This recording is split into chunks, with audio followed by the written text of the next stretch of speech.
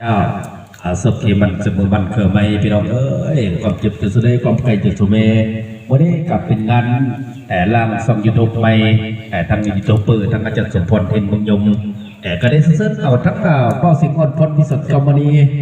มาเยี่ยมจับดับข่าวบนชื่นสันบรรยากาศพี่น้องเอ้ยเป็นพิเศษทางยาไอ้บุญของพุ่มพวงในทางยาไอ้ใหญ่เขาโอ้เป็นพิเศษที่มาเยี่ยมยามเป็นคนใจทั้งอาจารย์พรพิศรนี่ทั้งน้ำห้องทั้งน้ำแดงโอ้ยเป็นพิเศษทั้งอาจารย์ค่ายเมืองยมพอดีเป็นพิเศษดีพี่น้องดีมุกดีใจน้ำเพลิน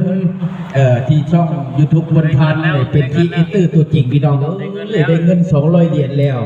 ไม่ได้กินเต็มที่พี่น้องได้กระทำเต็มมันนี่หักแทงกันไว้ดีกว่าสำคัญไปพูดกินกว่ามาพี่กินเก่าสังสรรค์สมัคร